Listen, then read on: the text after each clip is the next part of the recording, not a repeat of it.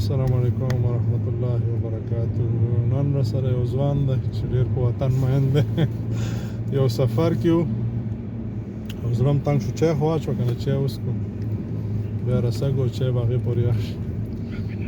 نو واچوه نو دغه ووایي چې ټوکې وکړې، خو زه ورته وایم دا یو ټوکه وکړه چې دا ملګري مو واوري چې دا زمونږ ملګري م لږ وخاندي. خو ته ودرې چې اوس یې که نه یې. نو زه به درته اول یو ټوکه ویم، وایي چې یو عزیزو وطندارو وایي دا شنه نسوار یا چولي و حتما نوی به په راغلی و، نو تېر شوي وو. چې تېر شوي وو نو خپلې نیاتې جابه وایي چې دا ماښام به د جمعې مونځ ته راکوې.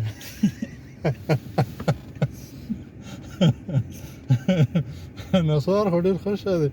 زه خو اوس پوه شوم لیماچولي نه دی، خو دا ملګري چې ګورم ډېر سور کي.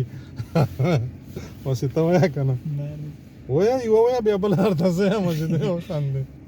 مانه چورې یاده ووتې. نه یوه بله م وایه چې دا ښه یو بله به زه درته وایم، بیا بله ته صبر که زه بیا رایادوم. ښه ته یې رایاده کړه. وایي چې دغه یو ځوان وایي چې دغه کړي وو، چرس څښلي وو، نو کور ته چې راغلی و خپل پلار یې لیدلی و، نو پلار ته یې چې مشره رنګ ده راته داسې بلد ښکاري.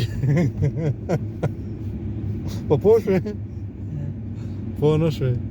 چرس یې څښلي و چې کور ته راغلی و، خپل پلار یې کور کې ناست دی، نو پلار ته یې مشره رنګ ده راته داسې بلد ښکاري، چېرته مې لیدلی یم. دا ځوانان دي خدای دی په خیر کړي. نو وایه که نه وایه که څه؟ ما ته خوب راځي، ګوره بیا موټر ودروم یو ځای کې اوده کېږم، ته خو کرار ناست یې چای څښې، ما ته خوب راغلی. یو ټوکه وکړه چې خوب مې وتښتې. چې یو کس چا په خیرات کې نه پرېښودی چې هغه باندې ځي نه چې یووالی شي دوه سره کښېنه. خو په همدې به ځان خیرات ته راوستی که نه. یاره عزیزان ده په خیر یې ښه کارونه م کوي.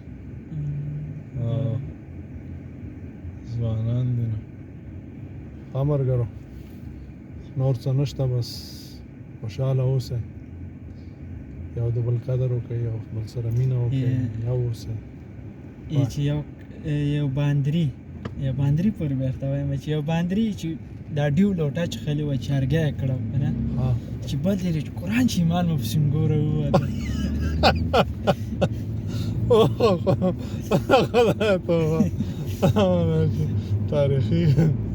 تاریخي کارو دا بندرې پورته ویلو چې ښکته راغلي جلال آباد طرف ته، وایي چې اسلام د بره را روان دی که کفر د بره را روان دی، څه ویلي روژه وه که څه شی وه، دا هم داسې شی اورېدلم. بس عزیزان د ژوندي ډېرې ټوکې راتلې ګوره نه هېرې شوې. نه هېرې شوې. زه بس دی همدغه دوه درې ټوکې م دی عزیزانو سره شریکې کړې. مخامخ شه خدای په امان.